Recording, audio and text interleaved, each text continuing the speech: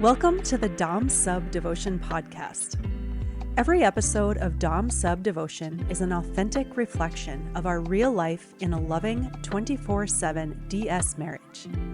If you crave the passion and intensity of a power exchange dynamic inside of a deeply loving and intimate relationship, you've found the right place. You can always find more from us in the show notes and at infinitedevotion.com. Thank you for listening. Today we're going to talk about topping from the bottom. And specifically, we're going to talk about how topping from the bottom lines up with the submissive using her voice and speaking up and sharing her feelings, sharing her heart. Because in a relationship like ours, we have this commitment on your part to follow me. And we also have this commitment on your part to speak up and use your voice. And both of those are essential. And sometimes it can feel like they're directly in conflict with each other. Just in case anyone isn't familiar with the term topping from the bottom, it's a phrase that's used in these power exchange relationships to describe the submissive who has consented to and agreed to let go of control and follow, stepping in and trying to shape or guide or somehow lead or control a situation where she's committed to let go and surrender and submit and follow. And this has probably been, for us, one of the biggest challenges, I know it has been for me, of encouraging your voice and hearing and receiving everything you have to say, but also recognizing that sometimes those things are trying to shape and control things and how I deal with that and handle that. But then also recognizing that sometimes it just feels that way when that's actually not what's going on. Right. So that's an important thing to differentiate. So I want to talk about that a little bit because when your focus is becoming more of who you were meant to be, more of your authentic self, this is a personal growth journey, right? A deepening into who you are. And for me, when I've only known my life experience, it's not like I think about how I'm showing up or think about those unconscious control patterns or subconscious, whatever, one of the two words. So when I speak up for something, and I'm looking back a little bit because this is very different for me now, but towards the beginning of my journey, when I would speak up for something, I would be expressing. But that doesn't mean the expression isn't coming from ego and that subconscious need to control. But there has to be room for that to be expressed in order to start seeing the problem of all the different areas that you grasp for control. That's been my experience. Like, I have to even say those things, no matter how challenging they were for you to receive. I have to express that. Otherwise, I will never see it for myself. And this is where it really does come down to safety. I think everybody can understand from a submissive perspective why safety is necessary and why it can feel unsafe letting go of control. You know, you're choosing to say you're going to follow me instead of do what you want. And being out of control feels dangerous to some part of you. At least some part of being out of control is going to feel dangerous to some part of you. Right.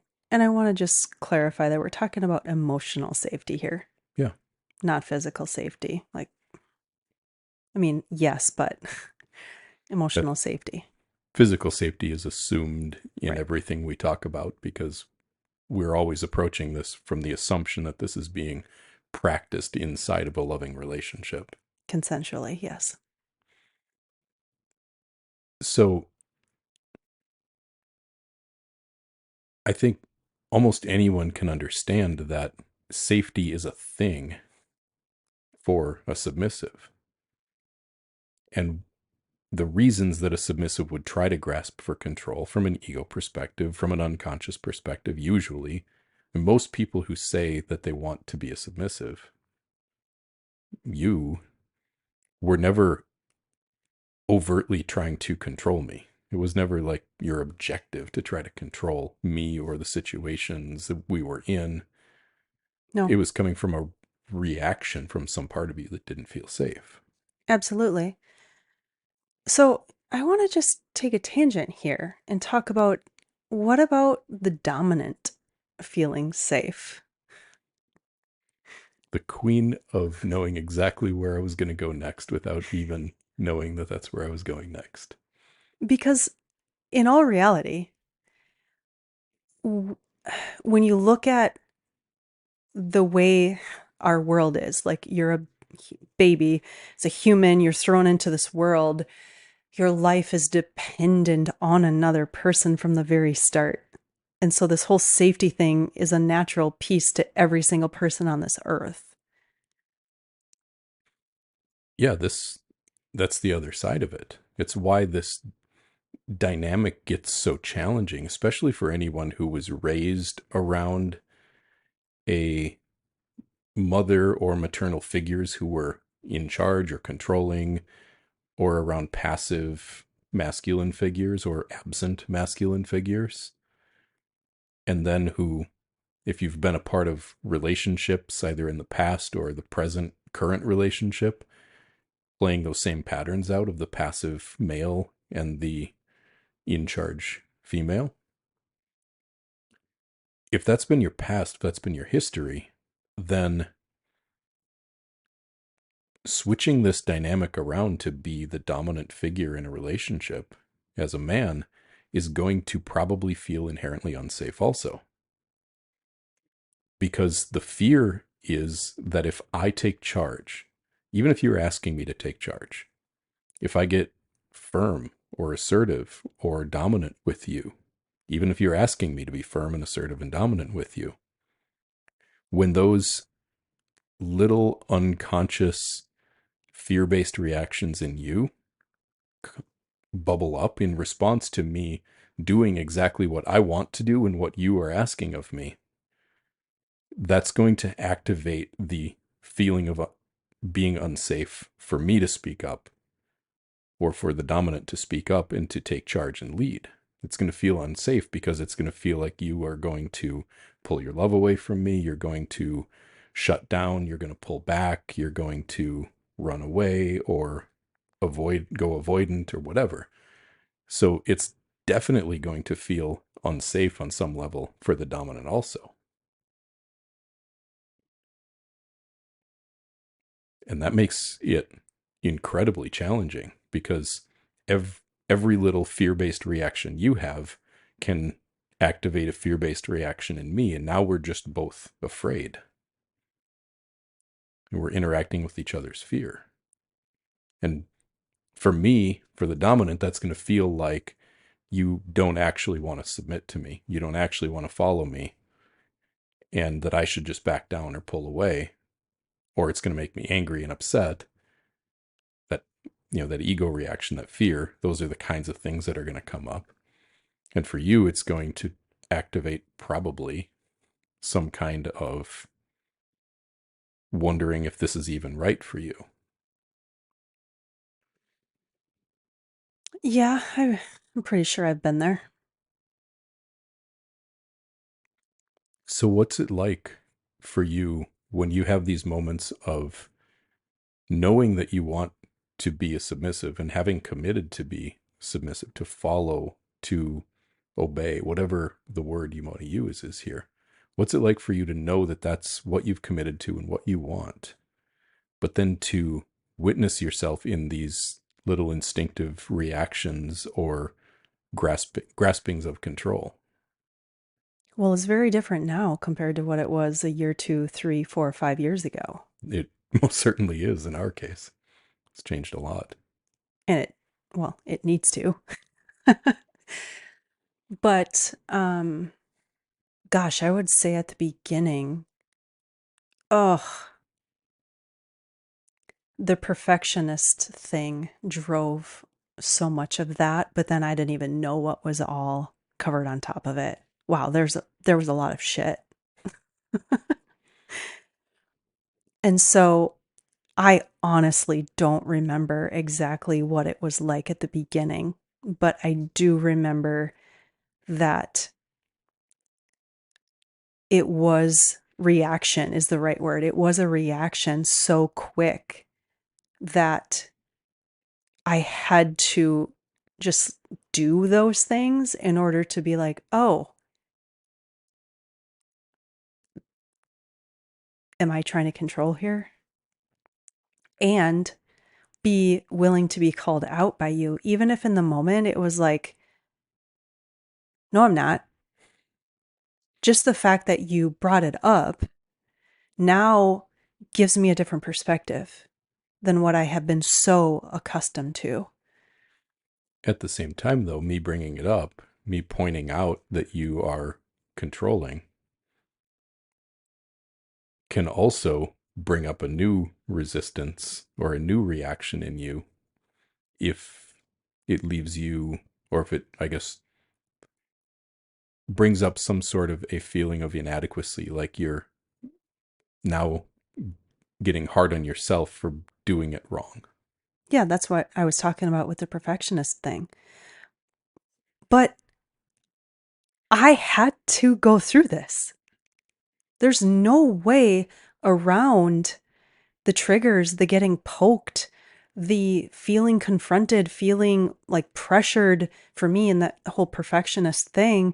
There's no way around evolving beyond those subconscious control mechanisms than to start to feel them even more. Because that is how you bring awareness to it and see them and feel them and know now, what do I need to let go of? Because correct me if I'm wrong, you had no idea what was all inside of me in all of the different things that were interwoven with each other. You had an idea, but you just didn't know everything. Well, I can't know everything. All, Exactly. all that I knew is that if we're talking back towards the beginning of this, you just felt incredibly inaccessible to me most of the time. Oh, yeah. Most of the time, it felt like I could not even relate to you. I was trying to battle through something that existed between us that I just couldn't penetrate most of the time. Fuck, that's kind of hard to hear, but I know it's the truth. I so know it's the truth because I know how different my life experience feels. You But know, if I could put a couple more words to this, because I know that I'm not the only guy that feels this way.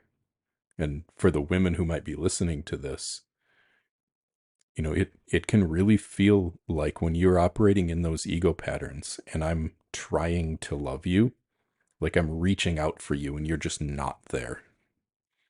I'm trying to love you. I'm trying to give to you. I'm trying to connect to you and there's just nothing there to touch. Because as soon as I touch anything, it would be like a new wall would go up. And that was heartbreaking for quite a few years. for both of us, So then we transition into me trying to lead you forward. We've said this before. December 2nd of 2018, I put that collar on you, and you've worn it ever since. But December 3rd of 2018, we were the same exact people we were the day before. yep. Nothing changed except for the commitment we both made to start doing something different. That was one of the biggest eye openers for me. Was, to me, at least to my fantasies, I thought she is agreeing to let go of control, so she will now let go of control.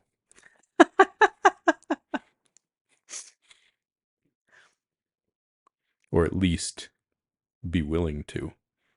And in reality, it didn't feel like you were even willing to a lot of times, again, at the beginning, because even if you wanted to, the reactions came up so fast that if I tried to lead you to something different, a different way of doing something, for example, it would just feel like you were resisting me constantly. Mm-hmm. Which, this is where I have to differentiate between, it wasn't you that was resisting me. There was definitely resistance to my leadership, but that isn't you.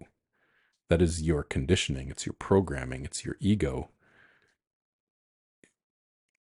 And it's been the process of learning how to actually lead you through and beyond those things that's taught me so much about even what the hell is an ego.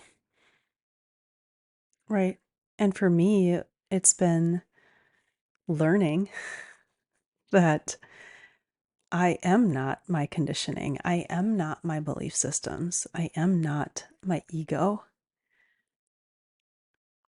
And that has been quite a process of unlearning and undoing. Um, yeah, with so many emotional roller coasters and a lot of grief and tears. And, those early years of any sort of personal development are really, really confronting. And when you're trying to rewire yourself while in a relationship that's been around and there's like the computer programs that seem to run together now, it's wow, it's been quite a journey. And oh, wow, I feel when I think about all the people we've connected with and who reach out to us, who are trying to do the same thing that we have, oh, I just have so much empathy and love because this is hard. This is so fucking hard, but rewarding at the same time.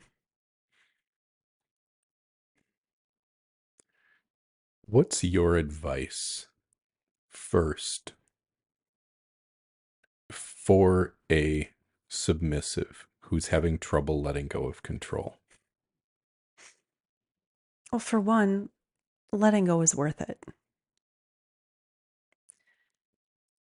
But two, you have to be willing to start seeing yourself from a different perspective and be willing to take the leap of jumping and knowing someone is going to catch you. Because the ways that we all try to control as women, they're similar but different. It's for me, it's been fitness and nutrition, how it eventually started to play out. Why? I don't know. That's just how it was for me. For some women, it's other things, but we all have those things that we grasp so hard to. And when you start to let yourself sit in the discomfort of sitting in the fears and the what ifs and let yourself even, maybe even, I don't know if fantasize is the right word, but Imagine. yeah, imagine the worst case scenario. Sure, let yourself be there and like dwell in it and cry in it and whatever that is. Because when you let yourself feel the depths of the fear, for me, I can start to come out of it and start to see and kind of turn that fear on its head and think, okay, now what can be the other possibility? What's the other side of the range? What can bring excitement and possibility in order to live in the freedom? But you have to let yourself feel all of it. The reality is, submission won't ever feel real when you are wrapped up in your fear. No. But the fear feels real. Mm-hmm. You've used this acronym before, false evidence appearing real. Yep. But most submissives that I've talked to have some deep belief that if they let go of control, the absolute worst case scenario in every part of their life is going to come true immediately. Yeah. Basically, life is going to fall apart. But I will tell you, it doesn't. It actually turns out better. Why would you say it turns out better? What's better about it? Because when you're living in a fear, you're living in your ego, and your ego will never let you see the best possible outcome. So, how can you ever receive the best possible outcome of life? When you're only paying attention to the avoidance of the worst case scenario. Exactly. Because even whether you're consciously looking for something, putting your attention somewhere, what you focus on, you find. And this applies to the subconscious as well. And so, if in your subconscious you're looking to confirm your fears, that's what life is going to give you. But when you can feel them and see them, and for me, a lot of times it means just vocalizing it to you. This is what I'm afraid of. It allows me to like break that pattern for some reason. And it might not be immediately. Most of the times it's not. But now I can start to feel it. And for me, it feels like the fear starts to decrease, at least in some of the big areas. Sometimes the smaller areas, it's like, oh yeah, I'm cool now. I just had to see that one and I'm good. What do you need from me? What does a submissive need from a dominant in that process of seeing those fears and accepting them? I've needed to be received in them, even when they feel stupid, even when they feel like I don't fucking know where this came from. I need to be received and accepted in them as if it's like actually real. Because if you don't mirror acceptance to me, it's like I fight to get there myself. Well, the ego is always going to fight to be right. Mm-hmm. It believes that it's right, and it believes that what it believes is true. So it does feel real to you. That fear does feel like, let's say, the fear of the worst case scenario happening. Mm-hmm. Like if you don't double check everything that I do, that all of the doors are going to get left unlocked, that the everything that needs to get done isn't going to get done, whatever, right? Mm-hmm.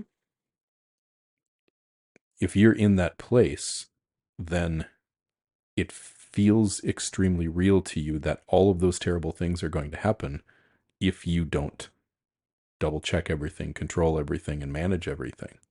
Mm-hmm.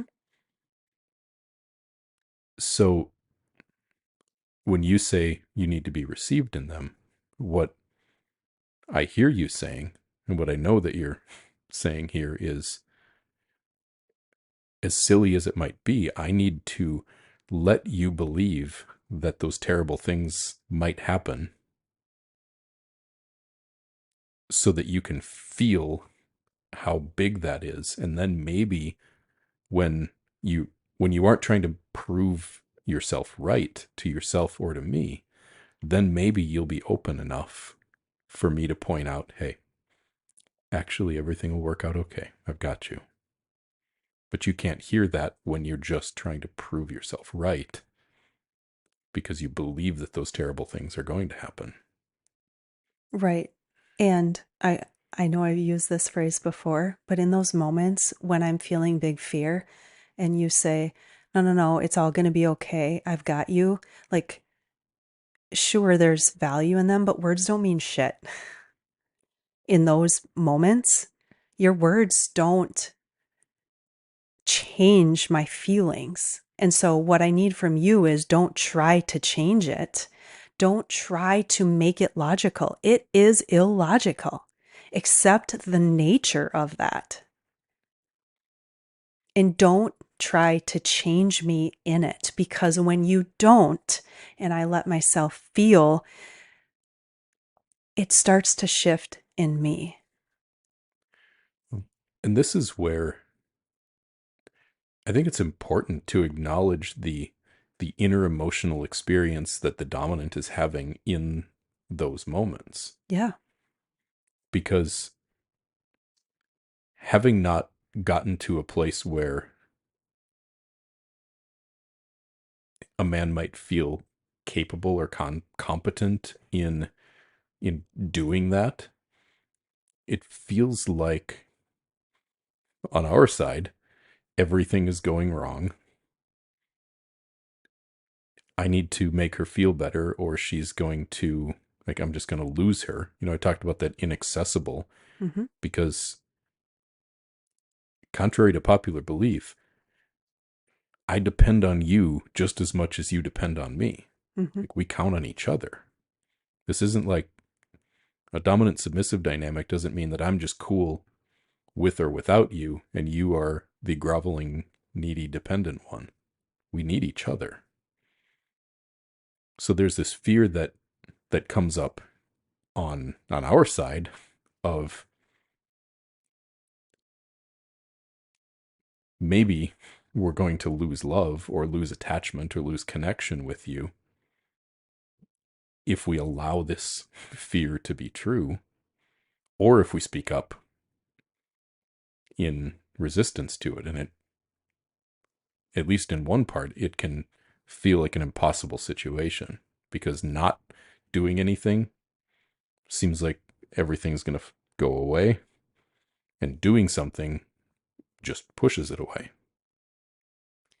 And that's where surrender is on the side of the dominant. Mm. And that's why these these labels of the dominant being in control and the submissive having to surrender and submit can be so distorted, because the dominant still does not control all the aspects of life. And so you have to take a step back and put that mirror up on yourself and see your own patterns in it. One of the biggest lessons that I have had to learn, and I still have to remind myself of constantly, is that when you are in your fear, I can't talk to your fear about your fear. If you are in your pain, I can't talk to your pain about your pain. Right. All I can do, and actually the best thing for me to do, is to let you be right. Quote unquote. Right.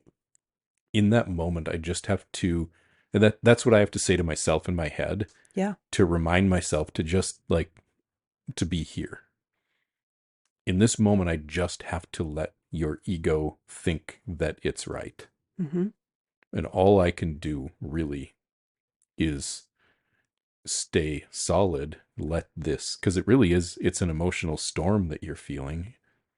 It's not real, but I have to just still be standing here when the storm blows through, because then you, if I stay strong in it, generally you'll come to me looking for help.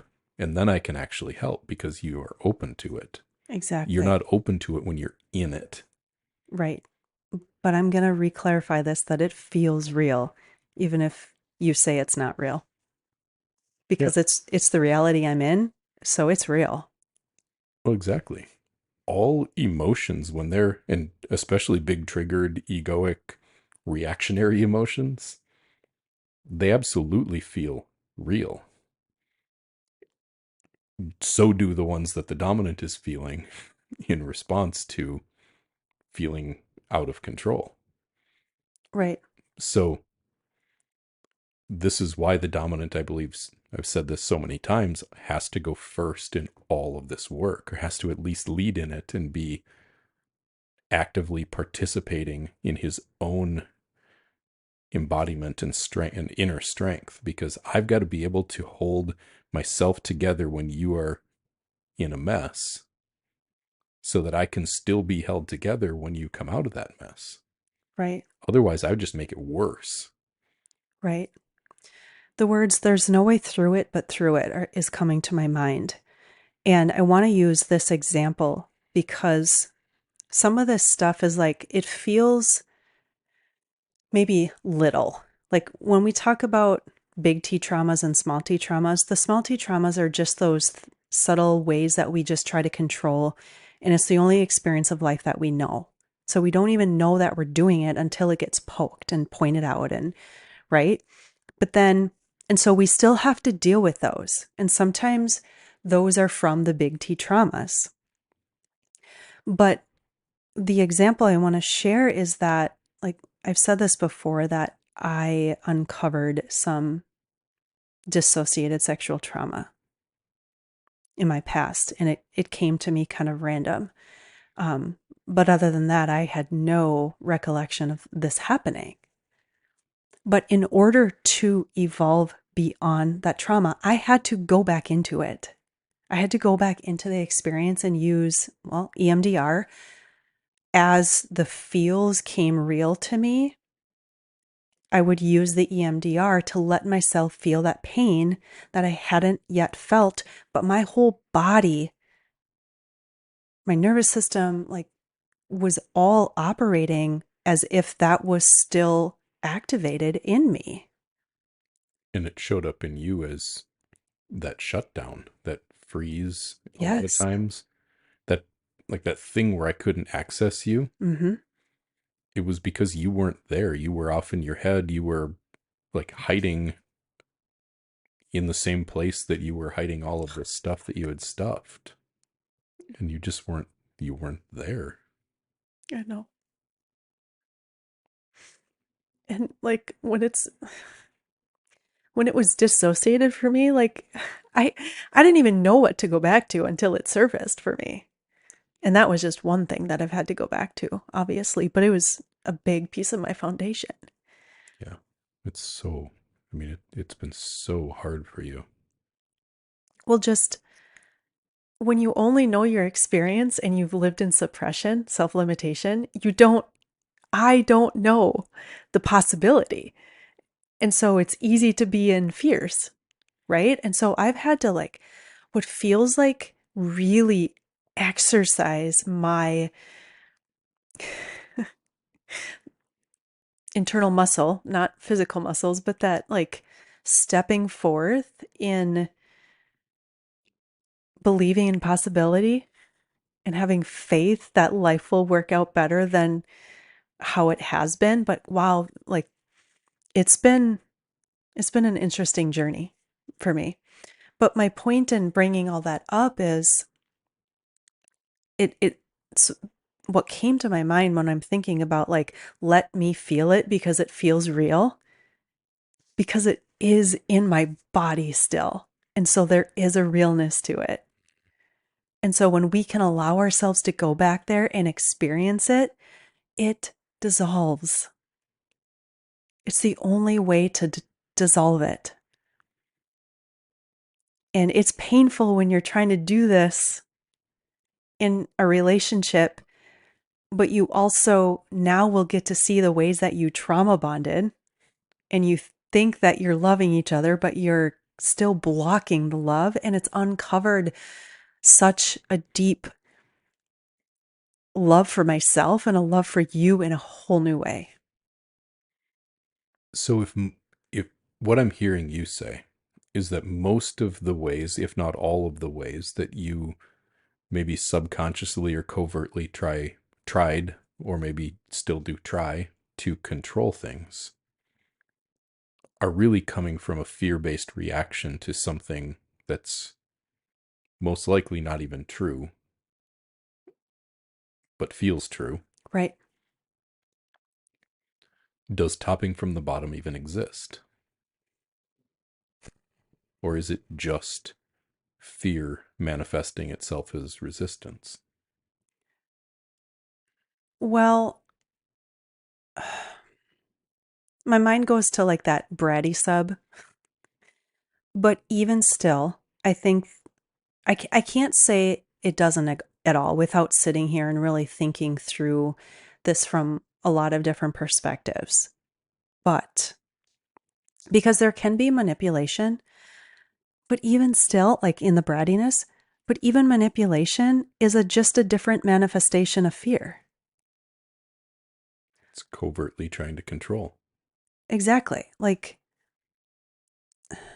and so once I say that out loud, I'm like, well, was I manipulating? Well, yeah. I mean, trying to control is a version of manipulation. It's just how it plays out in the dynamic. And so every person has to go through this kind of work to really uncover the truth of the authenticity. And what's false will fall away and what's real will remain. So, is there any topping from the bottom? Well, if you want to call that the subtleties of control, sure.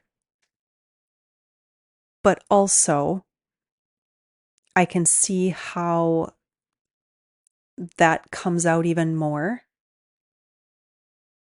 still from control when the woman might be the one trying to lead the man into this kind of relationship because of the difference, maybe in knowledge, understanding, background, desire, all those different things can come into play. So, yeah, I guess I would label that still topping from the bottom because it is a phrase in the community that people kind of understand in an easy way to be like, you're just trying to control here. The way I would say that is yes, there is topping from the bottom, but all topping from the bottom is something that can be overcome with enough strength on the dominant's part. I agree. Because you can't top me from the bottom if I don't let you. Valid point. You can't control me if I don't allow you to take control. Right. Your fears don't get to be the dominant force in this relationship if I don't allow them to be the dominant force in this relationship. Now, I can still be very sensitive to them. I can be open to them. I can allow you to feel them, but then I can continue leading forward in truth and not give in to them, not let them dictate. It's not letting them dictate, it's using them as information Exactly. because it shows you where I'm at. We've been through this so many different times. Mm-hmm. It's like you might think I'm at one point and lead me into something and I like freak the fuck out. And I use that term. I'm like, have I ever actually done that? A few Yes. times. Yes, you have. A few times, but that's not the norm. Um, but it has happened. Anyway, but even still, okay, what happened? You misread where I was at.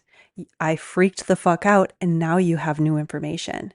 And so, from my side of that, when I can even surrender in that, just I surrender to my freak out, knowing that you will receive it, you will use it as information, and you will ask questions that are necessary, and you will move us forward, or sometimes stay put. Mm-hmm. I mean, depending on what we're talking about here, just stay where we are. And there's more seeing, there's more feeling, whatever needs to happen, and create the space in order for that to do so. So here's what becomes available from the dominant side, from the leadership side, when I'm able to not give in to your fear, to not freak out or shut down or pull back or resist it or try to convince you not to feel it, but really just stay present and witness it. It allows me to see all kinds of things, really important things about you. And yes, where you're at. Okay, if there's big freak out when I've tried to lead us into a new experience, I see, okay, we just challenge the ego. Then I can start to really tune into what is it in her ego that's getting challenged here? What is she believing to be true that's actually not true? What is the falsehood that she's leaning on in herself that is causing her to be afraid, that's causing her to react that way? I can't do that if I freak out when you freak out or I resist your freak out. Right. And it's allowed me to see so many things in you through that process because, for example, it's been my experience that the biggest freakouts, the biggest reactions to things that I'm either desiring or wanting show actually where the biggest truths are, because the bigness of the reaction is protecting big energy. And the bigness of the reaction is usually equal to the bigness of the desire underneath it. Yeah, and those big truths point at my self-limitation. And the deeper truth of your soul. Exactly. It's limiting that truth from being seen and brought to the surface. Yeah. And so I have plenty of evidence of this in our lives, of what you've seen in me and pointed out. And I want to share this. You asked me that question, what advice do you want to give? Here's just a statement that we have to be, as submissives, we have to be willing to accept that our dominant, I'm going to say, always sees us in a different way, in more of a pure truth way than we see ourselves. Because when we've only known our ego, we've only known false, we've only known fear, we've only known self-limitation. And there's a whole other world outside of that box. And so when we can accept, oh, you actually do see me different than I see myself, it can help soften some of that fear and let love in. So what can happen if you have a big reaction to something, maybe something that I want, and you have a big reaction to it? I may be able to look at you and say, holy shit, this is actually something that is really important for us. This might be something really powerful for us. The intensity of your resistance to it is probably showing me that it's important and valuable. But if I'm getting triggered and thinking you're trying to control me, or I just shut down, or I freak out and get angry with you because you aren't submitting and following me and obeying me, I'm going to push away that thing that might have been absolutely, maybe even essential to our spiritual journey in life together, because I couldn't be present with the fact that you were feeling that resistance. It's not resistance to me and my leadership. It's a resistance you are feeling inside of yourself. Exactly. And that is an important distinction, because it's going to feel like resistance to your leadership. But there's Because room. that's how it's showing up in the moment. Exactly. And, in some ways, it kind of is. But here again, I'm going to say, here's the dominant surrender. Okay, now you see this. Now you can work through this together, but you're surrendering the timeline of when we're getting beyond this. Yeah, and that's brutal. I'm Because sure. I can know that, well, I mentioned that inaccessible thing, that reaching out and there not being anything there. All of these things that I think any loving, kind-hearted, dominant man who's trying to lead his submissive to a better life are all trying to come to a place of deeper connection and more love and more passion, more excitement, just more. Right. He's never, a good man is never trying to tear down the woman that he loves. He's trying to connect with her. Right. And so I've said this numerous times before that we've walked through so many fires together. You have to. You have to go through that reaching out for love and not really feeling it, because the only reason it maybe feels different now is you're aware of it. You've been living in the same unconscious pattern, but now you have awareness to it. And now it probably feels even deeper. But guess what? You're feeling it. And the only way through it is through it. And that's by feeling. It's by staying hand in hand and focusing on long-term love and devotion. But those early years of reconfiguring your relationship and bringing in this dynamic, they're going to be challenging. And when you can embrace and know that the challenge brings something greater, here's that long-term vision Mhm. that comes into play, it's so worth it. But you have to go through those painful moments too. And that resistance it feels like all sorts of different things. It can feel like, I've heard guys say, she's gaslighting me. Is she gaslighting you, or is she just not able to do what you want to do and she's having a big reaction to it and saying things that aren't true, that aren't actually true, but they feel true to her? Yeah, Like, is she gaslighting you, or is she having an emotional reaction that you can't handle? Sure, some people are emotionally manipulative people who might gaslight someone. I don't think most people are that way. I think most people are just responding and reacting to internal fears and resistances that they have. Like, maybe she's not abusing you. Maybe she's just incredibly scared and needs to be held in that fear.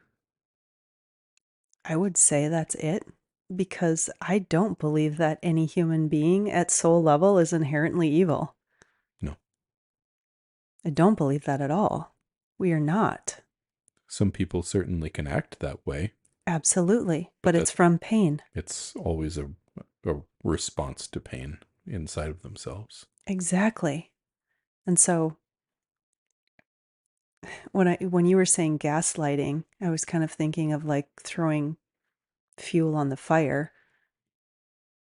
How the man, if we're saying the woman is gaslighting, how the man responds is going to play into it. It's going to matter. One of the things you've really needed from me is non-reactivity. Yeah. This has been one of the most essential skills that I've built, is the ability to for me to not emotionally react when you are having an emotional reaction. And when I say to be non-reactive, I mean, I'm not defending myself, because when you're having a reaction, in your case, in our case, a lot of times your ego is trying to make me wrong. It's trying to tell you, or I say it's trying, but it's coming from you, are trying to tell me that I'm wrong and prove to me that I'm wrong. And if I react to that, now I'm engaging the part of you. If I get defensive, I'm engaging the part of you that is trying to make me wrong, and I'm validating it. I make the problem worse when I defend myself. Mm-hmm. But if I don't defend myself, there's a part of me, if I'm not healed, that feels like I'm just letting you be right. And comes back to what I said earlier. I have to let that part of you be right in that moment. Mm-hmm. So defending myself, making excuses for taking the action that I took, rather than just owning that I took it. Um, Rationalizing myself, rationalizing my behavior. I don't need to rationalize my behavior to your ego. It's like, rationalizing the truth to a lie. This is where I just have to be like that oak tree in the middle of a field when a thunderstorm is blowing through. I have to bend and not break. I have to just let you blow through. I have to let that hurricane blow through. And then pop back up once you've kind of finished. And sometimes I'll look at you and I'll say, "Are you finished or is there more?" I kind of hate that. I know you do, because you know that I haven't gone anywhere and your ego didn't win. It's not you that hates it, it's your ego that hates it. Yeah. I want to take that from the opposite perspective of what you're sharing there. And I don't know if I would use the word need, but it's accepting your humanness. Because what I was contemplating was, do I also need you to fall apart and to fall into your ego? Because when I see you do that and pick yourself back up, that's also trust building in the relationship. It's showing integrity, it's taking the ownership. And so when I can accept you in your humanness, that's also doing something for me too. And seeing that, oh, he falls apart too. Okay, let's get back up together. The only way that I can ever get to a point where I can not be knocked over is by being knocked over and then standing up stronger, like learning my lesson. Bringing this back around to the whole topping from the bottom and controlling thing. If you are trying to grab control of something and I get defensive or I get upset or angry with you, or I shut down and pull back, whatever it is where I collapse and I fall apart. Yeah, we both needed that to happen because that's what happened. Yeah, It's that's the true. reality of what happened. Now, you don't need me to pretend like I'm falling apart when I'm not. Oh no, please don't. That's not what I'm talking about. What you need from me is to be real Hmm. and to not pretend like I'm not falling apart when I am.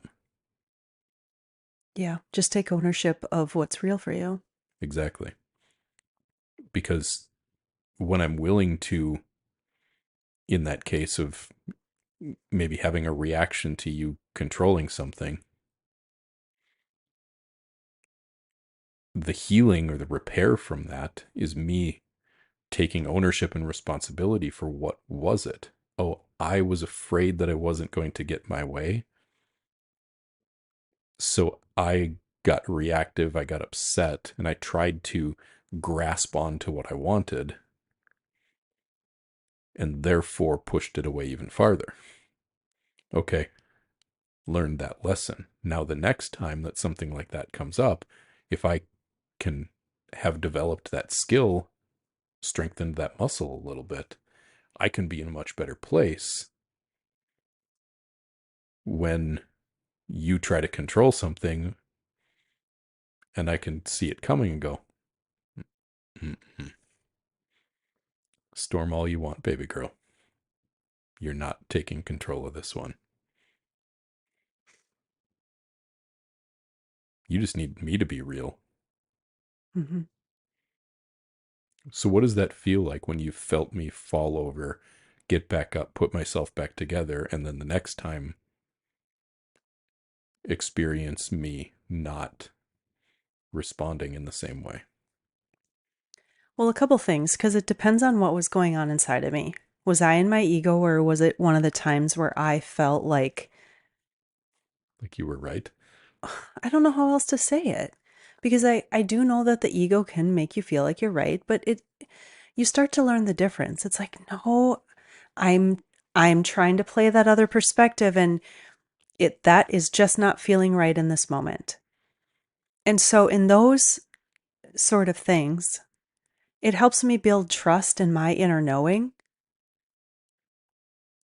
but also then trust in you And it shows me humility. It shows me integrity in you. And it makes me love you more. When you simply just get back up, take ownership, we have a conversation. And for me, it's much easier to lay things down. And like,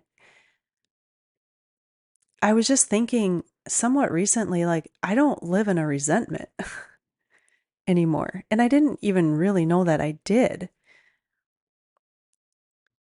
But it's easy for me to just trust you and be like, okay, he saw what he needs to see, even if he didn't tell me what all of that is, because it's not mine to know.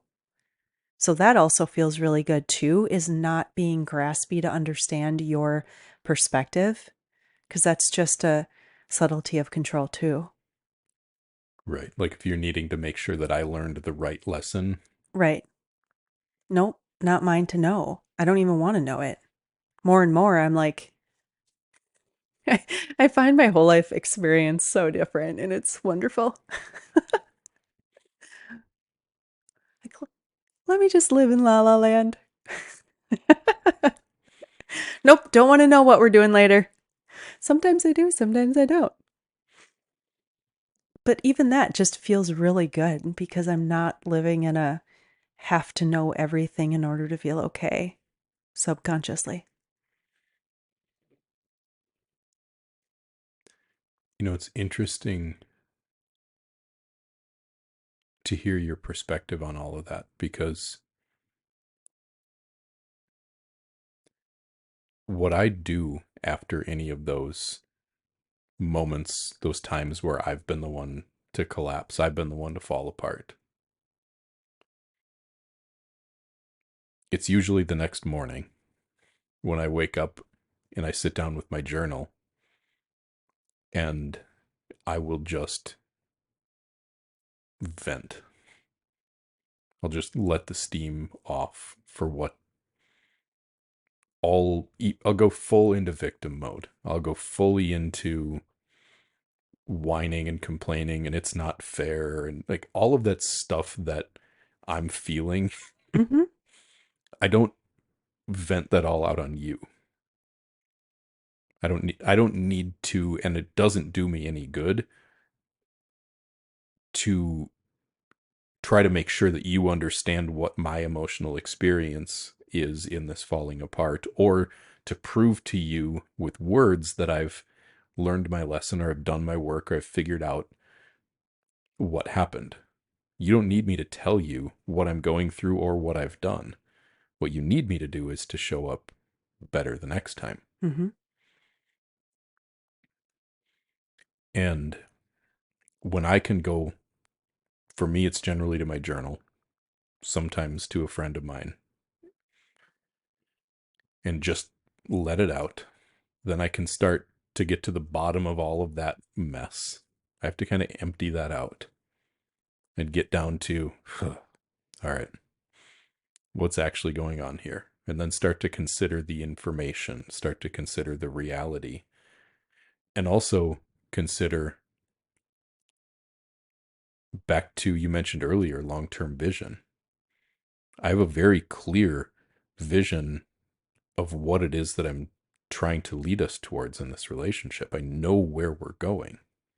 So how does this whole situation serve the evolution of our dynamic to help me bring us closer to where it is that I've committed to you that I'm going to take us? I love that you shared, because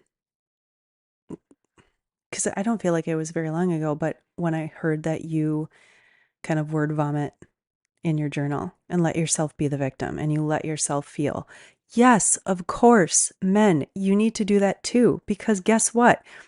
As much as we talk about dominant and submissive and masculine and feminine, we all have these two energies inside of us.